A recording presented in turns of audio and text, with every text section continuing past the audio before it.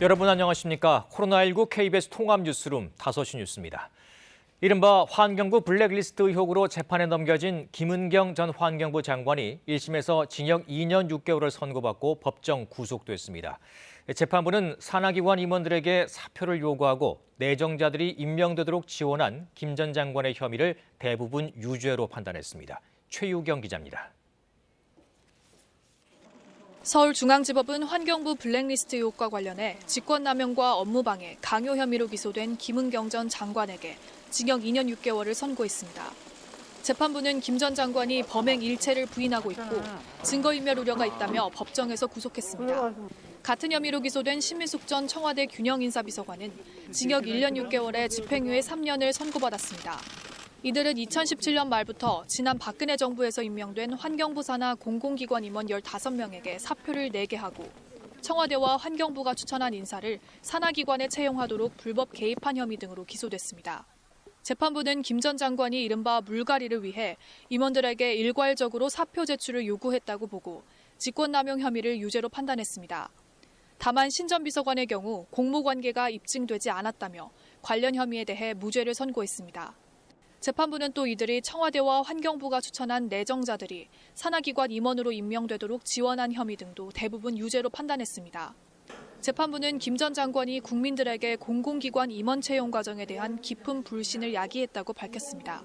또 김 전 장관 측 주장처럼 이전 정권에서 비슷한 관행이 있었더라도 이는 타파돼야 할 불법적인 관행이지 김 전 장관의 행위를 정당화하는 사유가 될 수 없다고 지적했습니다. 저희로서는 예상 못했던 판결이고요. 사실관계나 법리 적용 관련해서 아쉬움이 많이 남습니다. 항소심 잘 대응하도록 하겠습니다. 김 전 장관 측은 항소의 뜻을 밝혔습니다.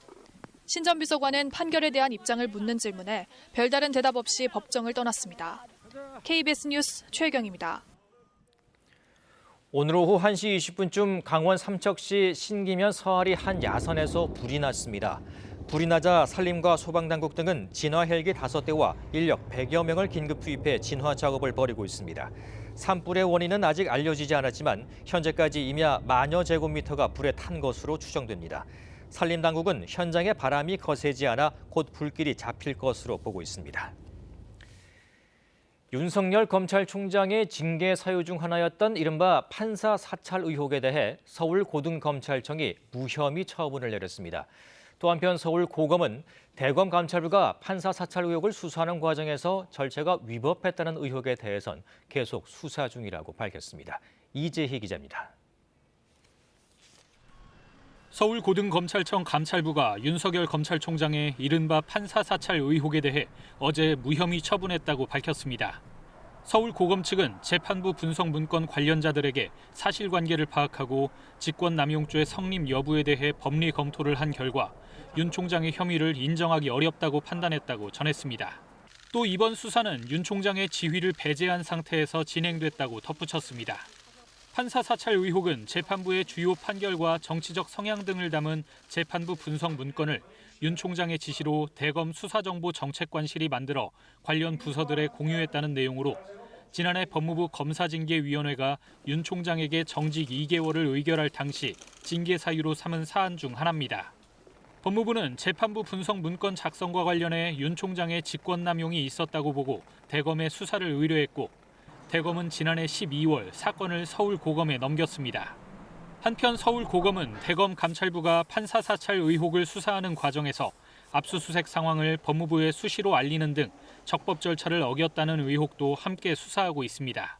이와 관련해 서울고검은 대검 감찰부의 적법 절차 위반 등에 대한 진정 사건을 형사부에서 계속 수사 중이라고 전했습니다. KBS 뉴스 이재입니다. 월성 원전 1호기 경제성 평가 조작 개입 의혹으로 백운규 전 산자부 장관에게 청구된 구속영장이 기각됐습니다. 당장 청와대 관계자 등 윗선을 향한 수사에는 제동이 걸렸지만 검찰은 더 철저히 수사하겠다는 공식 입장을 냈습니다. 성용희 기자입니다. 월성원전 경제성 평가에 개입한 혐의를 받는 백운규 전 장관에 대한 사전 구속영장이 기각됐습니다. 어제 오후부터 6시간 넘게 백 전 장관을 신문한 재판부는 구속 필요성과 상당성 부족을 기각 사유로 들었습니다. 범죄 혐의에 대한 검찰의 소명이 충분히 이루어졌다고 보기 부족해 다툼의 여지가 있다는 겁니다. 주요 참고인들이 이미 구속된 데다 이들의 진술도 확보한 상태여서 증거인멸의 우려가 있다고 단정하기도 어렵다고 봤습니다. 구치소에서 대기하던 백 전 장관은 영장 기각 결정 직후 귀가했습니다. 영장 심사에 앞서 백 전 장관은 월성 1호기 조기 폐쇄는 국민의 안전을 최우선으로 한 국정과제였고 법과 원칙에 근거해 적법한 절차로 처리했다며 혐의를 모두 부인했습니다. 검찰은 이에 대해 증거인멸의 우려와 사안의 중대성을 들어 구속 필요성을 강조했지만 받아들여지지 않았습니다. 구속영장 기각 결정이 나오자 대전지검은 곧바로 기각 사유를 납득하기 어렵지만 더욱 철저히 수사할 예정이라는 입장을 내놨습니다. 하지만 이번 사건의 핵심 피의자로 꼽혔던 백 전 장관의 신병 확보가 불발되면서 청와대 등 이른바 윗선을 향한 수사에 상당 부분 차질이 불가피할 전망입니다. KBS 뉴스 성용입니다. 황희 문화체육관광부 장관 후보자에 대한 인사청문회가 오늘 국회에서 진행되고 있습니다. 병가를 내고 해외여행을 간 것과 생활비 지출 신고가 부실했다는 의혹 등에 대해 여야 의원들의 질의가 이어졌습니다. 이중근 기자의 보도입니다. 국회 문체위가 인사청문회를 열고 황희 문체부 장관 후보자에 대한 검증을 진행하고 있습니다. 황희 후보자는 인사청문회에서 코로나19로 국민 모두가 어려움을 겪고 있지만 문화체육 관광 분야의 고통이 특히 크다며 장관으로 취임하면 이 분야 종사자들이 다시 일어설 수 있도록 노력하겠다고 밝혔습니다. 오늘 청문회에서 여야 의원들은 황 후보자를 둘러싼 의혹 검증에 집중했습니다. 특히 지난 2017년 병가를 내고 본회의에 불출석한 뒤 가족들과 해외여행을 간 것과 자녀 유학비로 수천만 원을 지출하면서 2019년 생활비로 한 달에 60만 원만 쓴 것으로 신고됐다는 의혹이 쟁점이었습니다. 이에 황 후보자는 본회의에 빠지고 여행을 간 것은 부적절한 처신이었다며 사과했고 생활비 문제에 대해선 신고한 신용카드, 현금 영수증 내용만 보고 제기된 의혹이라며 실제로는 300만 원 정도 썼을 것이라고 해명했습니다. 황 후보자의 박사 논문과 지도 교수가 용역을 받아 국회에 제출한 보고서의 내용이 상당 부분 유사하다는 의혹도 제기됐습니다. 황 후보자는 연구 보고서와 자신의 논문이 비슷한 자료를 참조했기 때문에 용어 정의나 표 등이 유사할 수 있지만 분석 내용 등은 다르다며 표절 의혹을 부인했습니다. 문화체육 분야 경력이 없다는 전문성 부족 논란도 도마 위에 올랐습니다. 이에 민주당은 후보자가 당정청을 두루 거친 적임자라는 입장을 보인 반면 국민의힘은 전문성을 무시한 측근 기용이라며 부적격이라고 평가했습니다. KBS 뉴스 이중근입니다. 아스트라제네카의 코로나19 백신 국내 접종이 오는 26일부터 시작될 예정입니다. 첫 접종 대상자는 요양병원 등에서 생활하는 환자와 직원들이 될 것으로 보입니다. 국내 변이 바이러스 감염 사례는 26건 늘어 모두 80건을 기록했습니다. 김채린 기자입니다. 아스트라제네카사의 코로나19 백신 국내 접종이 이달 말 시작됩니다. 질병관리청은 백신이 국내 승인을 받으면 배송 절차를 거쳐 오는 26일부터 접종을 시작한다고 밝혔습니다. 앞서 정부는 아스트라제네카사와 1,000만 명분의 백신 공급 계약을 맺었고 오는 24일부터 1차 물량인 75만 명분이 국내에 순차적으로 공급될 예정입니다. 식품의약품안전처는 내일 최종 점검위원회를 열고 이 백신의 사용 허가 여부를 최종 결정합니다. 연령 제한 없이 백신 사용이 허가되면 요양병원 시설 입소자 등이 먼저 백신을 맞게 됩니다. 외국 변이 바이러스 감염은 26건이 추가로 확인돼 모두 80건으로 늘었습니다. 이 가운데 해외 유입 사례를 제외한 국내 사례는 4건으로 경남과 전남의 외국인 친척 집단 발생과 관련된 영국 변이 바이러스였습니다. 오늘 확인된 케이스는 경남 김해 거주자에서 2명, 2건, 양산에서 1건, 부산에서 1건입니다. 한편 방역당국은 최근 코로나19 집단 발생 사례를 분석한 결과 서울 한양대 병원에서는 간병보호자 등에 의한 외부 감염이, 충청도의 육가공 업체에선 작업장에서의 마스크 미착용과 밀폐된 공간 등이 주요 원인으로 꼽혔다고 설명했습니다. 방역당국은 고위험군이 많이 모이는 의료기관이나 규모가 큰 시설에선 감염 예방 관리가 특히 중요하다고 강조했습니다. 수도권에서는 병원과 무도장, 식당에서 새로운 집단 감염 사례가 확인되면서 확진자 수가 좀처럼 꺾이지 않고 있습니다. KBS 뉴스 김채린입니다. 서울 지역 신규 확진자가 80여일 만에 두 자릿수로 내려왔습니다. 설 연휴 기간 서울 지역 임시 선별 검사소는 일부 축소 운영될 예정입니다. 오대성 기자입니다. 어제 하루 서울의 코로나19 신규 확진자는 90명입니다. 지난해 3차 대유행이 시작된 무렵인 11월 17일 92명을 기록한 이후 매일 하루 세 자릿수 확진자를 기록하다 83일 만에 두 자릿수로 내려온 겁니다. 다만 어제 확진자 숫자는 휴일이었던 일요일에 줄어든 검사 건수가 반영된 만큼 추후 확진자 증감은 상황을 조금 더 지켜봐야 합니다. 취약시설에서의 감염은 이어지고 있습니다. 앞서 감염이 발생한 동대문구 소재 병원에선 환자와 간병인, 종사자 등 모두 5명이 추가 확진돼 관련 확진자가 13명으로 늘었습니다. 침대 간격이 약 1m로 아주 가까운 편이고 고령자가 입원하고 있어 환자 대부분이 간병인이 함께 상주하며 서울시는 확진자가 나온 2개 병동을 동일 집단 격리하고 환자를 재배치했다고 밝혔습니다. 동작구 소재 병원에선 지난 6일 입원 환자 1명이 처음 확진된 후 다른 환자와 종사자, 가족 등에게 전파돼 관련 확진자가 7명으로 늘었습니다. 서울시는 확진자가 발생한 병동에 이동 금지를 시행하고 밀접 접촉자 37명을 대상으로 격리 조치했다고 밝혔습니다. 이외에도 강북구 소재 사우나, 도봉구 소재 교회 등에서 추가 감염자가 나왔고 소규모 접촉에 따른 확진자도 38명 발생했습니다. 설 연휴 기간 서울 지역 임시선별 검사소는 현재 53곳에서 46곳으로 줄여 운영하고 보건소 선별진료소도 운영 시간에 변동이 있는 만큼 방문자는 홈페이지와 120 다산콜센터 등으로 미리 확인해야 합니다. 서울시는 설 연휴 접촉이 많아지면 재확산 위험이 있다며 고향과 친지 방문, 여행 등을 자제해달라고 거듭 요청했습니다. KBS 뉴스 오대성입니다. 경기도는 신규 확진자가 하루 만에 다시 100명대로 늘었습니다. 방역 수칙을 지키지 않아 집단 감염이 된 수원 권선구의 요양원에 대해 경고 조치가 내려졌고 고향의 한 무도장에서는 방문 기록에 없는 확진자가 나와 당국이 조사에 나섰습니다. 김민아 기자입니다. 수원의 한 요양원과 관련해 확진자 6명이 추가로 확인돼 누적 확진자가 64명으로 늘었습니다. 방역당국 조사 결과 해당 요양원의 대표는 증상이 있었는데도 요양원에 출근해 입소자들과 만나는 등 감염병 예방 조치를 지키지 않은 것으로 확인됐습니다. 수원시는 해당 요양원에 대해 경고 조치하고 요양원 대표를 감염병 예방법 위반 혐의로 경찰에 고발했습니다. 고향의 한 무도장과 관련해 7명이 추가로 확진돼 지난 3일 첫 확진자 발생 이후 누적 확진은 12명이 됐습니다. 해당 시설은 실내 체육시설로 등록돼 방문자 등록을 하도록 돼 있었지만 방문자 명단에 없는 확진자가 발생한 사실이 확인됐습니다.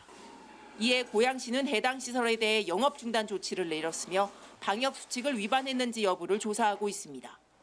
이를 포함해 경기도의 오늘 0시 기준 신규 확진은 126명으로 하루 만에 다시 세 자릿수로 늘었습니다. 한편 경기도는 이달부터 하고 있는 2차 재난기본소득의 온라인 접수에서 출생 연도에 따른 요일별 오부제 적용을 오늘부터 해제했습니다. 이에 따라 지급 대상자기만 하면 오전 8시 30분부터 밤 11시까지 경기도 재난기본소득 공식 사이트를 통해서 요일 상관없이 신청할 수 있습니다.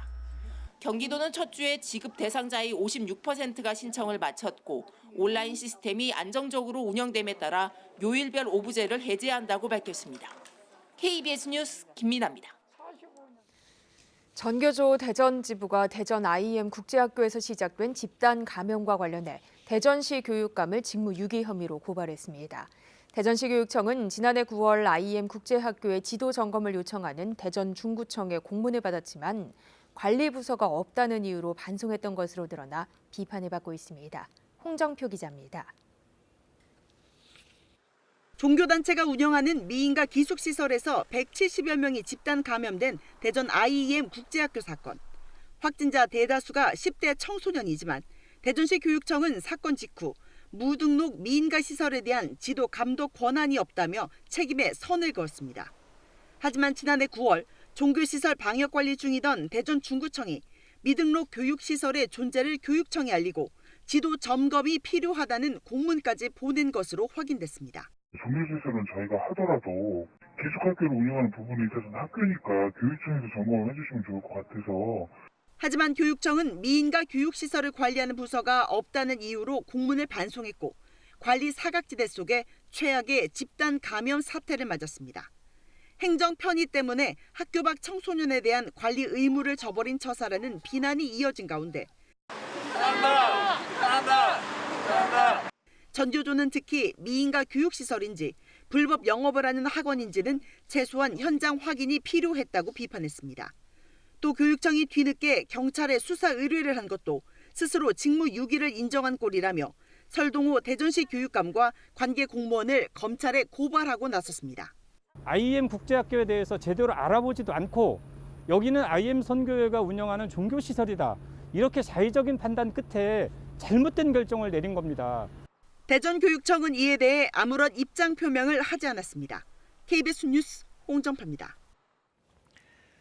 음주운전으로 인한 사망사고가 끊이질 않고 있습니다. 이 횡단보도에서 신호를 무시하고 달리던 음주운전 차량에 치여 중학생이 숨졌습니다.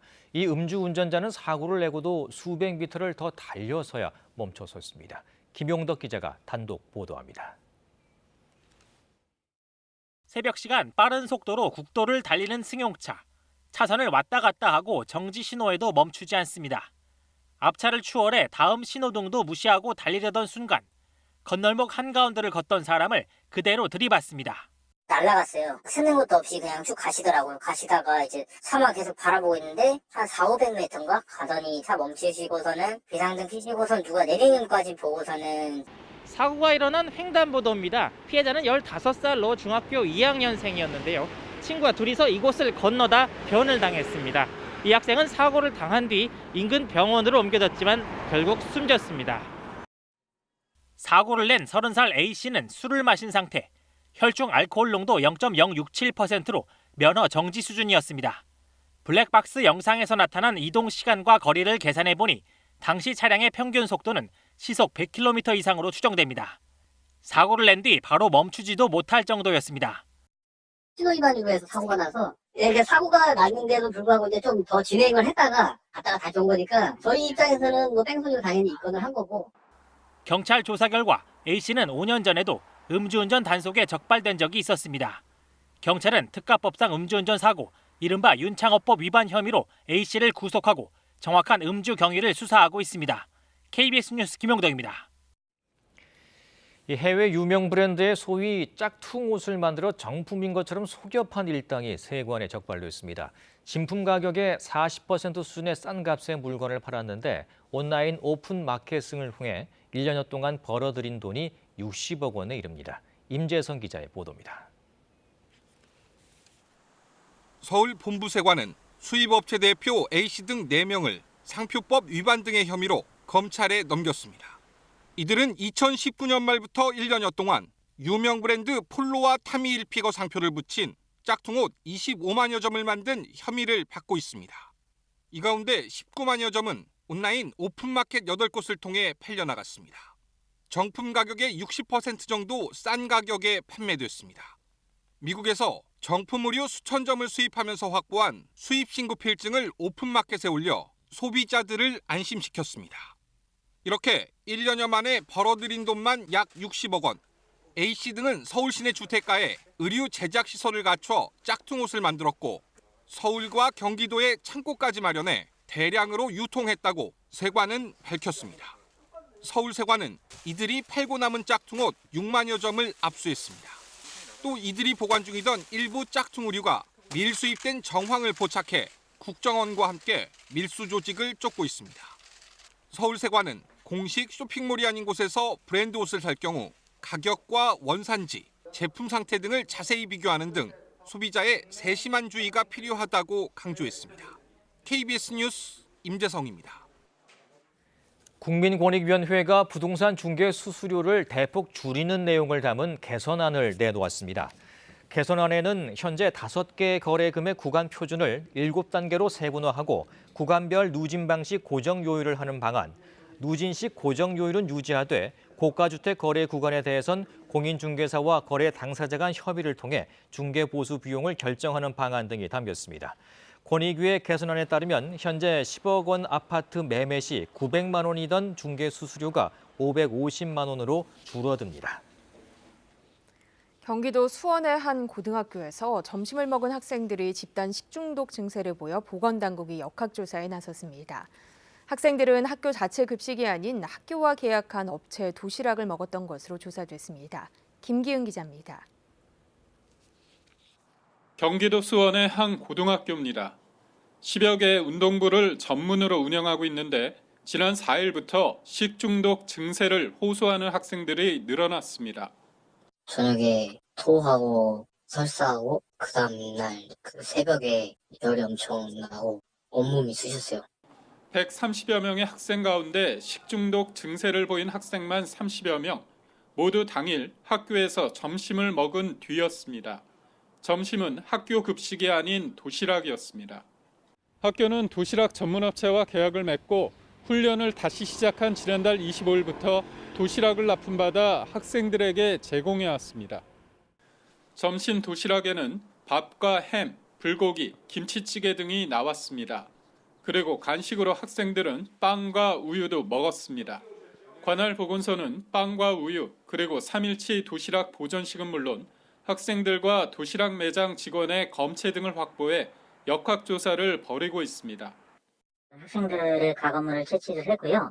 2월 2일서부터 2월 4일까지 학생들에게 제공된 도시락에 대해서는 보존식을 검사를 의뢰를 했습니다. 그래서 그 결과를 일주일 정도 도시락 전문 업체는 도마, 칼 등의 주방 도구와 주방 시설에 대한 환경 검체 검사에 성실하게 협조했다고 밝혔습니다. KBS 뉴스 김기웅입니다. 대구 지역 도시가스 회사에서 암 수술을 앞둔 직원이 간부 직원에게 폭행을 당했다는 주장이 제기됐습니다. 직원이 암 수술을 위해 사직서를 썼다 번복했는데 이 과정에서 간부 직원이 사직을 강요하며 폭행했다는 겁니다. 안상혁 기자입니다. 6년째 도시가스 검침원으로 일하고 있는 A씨. 지난달 초기 유방암 판정을 받은 후 치료를 위해 사직서를 썼습니다. 회사에 병가 규정이 없었기 때문입니다. A씨는 2주 정도면 치료가 가능하다고 해 남은 연차를 쓰기로 마음을 바꿨고 아직 처리되지 않은 사직서를 돌려받기 위해 담당 센터장과 면담을 했습니다. A씨는 이 과정에서 센터장이 사직을 강요하며 자신을 폭행했다고 주장합니다. 주머니에 있는 그 사태 그걸 뺏으려고 힘으로 하다 보니까 제가 그 힘에 의해서 밀려서 뒤로 넘어졌고 이제 넘어졌는 제 위에서 멱살도 잡게 됐고 센터장은 당시 감정이 격해졌기 때문이라며 폭행할 의도는 없었다고 해명합니다. 그냥 가져가시게 두시면 아무것도 없는데 왜 그걸 빼려고 해가지고 저는 또 넘어지실 줄은 또 모르고. 회사 측은 사건 발생 당일에 센터장을 직위 해제했고 조만간 내부 조사에 착수할 예정입니다. 민주노총은 기자회견을 열어 센터장의 직원 폭행을 규탄하고 해당 회사 가스 검침원들이 연차 사용 권리를 보장받지 못한 채 혹사당하고 있다고 주장했습니다. KBS 뉴스 안상혁입니다. 미얀마에서는 군부 쿠데타에 대한 시민들의 저항이 계속되면서 강경 진압 수위가 점차 높아지고 있습니다. 오늘도 어제에 이어 물대포가 등장했고 5인 이상 집회가 금지됐습니다. 황동진 기자입니다. 물대포 차량들이 연거푸 물을 뿜어냅니다. 어제에 이어 이틀 연속 물대포가 등장했습니다. 경찰이 허공에 총기를 발사했으며 시위대를 향해 고무탄을 발사했다는 증언도 나왔습니다. 강경 진압이 잇따르면서 부상자도 나오고 있습니다.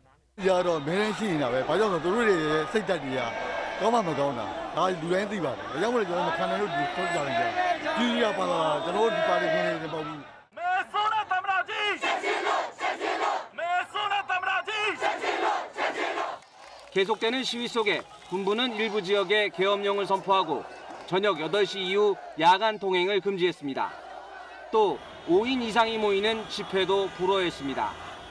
쿠데타의 주역 민 아웅 훌라잉 군 최고사령관은 TV 방송에 나와 지난해 11월 총선에 부정이 있었다면서 쿠데타의 정당성을 주장했습니다.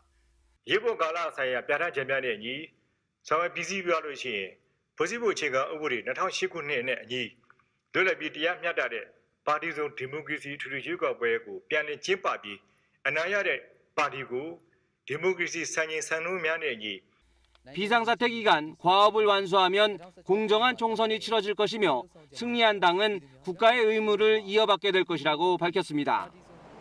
미 국무부는 미얀마 국민들의 평화로운 시위를 지지한다고 밝혔습니다. KBS 뉴스 황동진입니다. 이어서 오늘의 주식 시황을 KB증권에서 전해드립니다. KB증권입니다. 장중 좋은 흐름을 보였던 코스피 지수가 외국인의 매도 물량 확대의 영향으로 마감 직전 내림세로 돌아섰습니다. 코스닥 역시 기관의 팔자세가 유입되면서 연이틀 약세를 이어갔습니다. 오늘 코스피는 6.57포인트 하락한 3084.67에, 코스닥은 2.93포인트 내린 957.85에 마감됐습니다.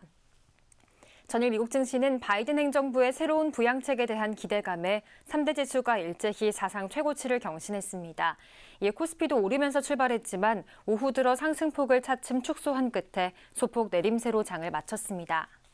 중국 TV 업체인 스카이워스가 LG전자 롤러블 TV 사진을 무단으로 도용한 것에 대해 공식 사과한 가운데 LG전자가 강세를 보였고, 테슬라가 15억 달러 상당의 비트코인을 구입했다는 소식에 비트코인 관련주가 줄줄이 급등했습니다. 반면 회계 처리 기준 위반으로 금융당국의 징계를 받게 된 CJ는 저조한 모습으로 장을 마쳤습니다. 오늘 원달러 환율은 3원 내린 1,116원 60전에 거래를 마쳤습니다. 지금까지 KB증권이었습니다.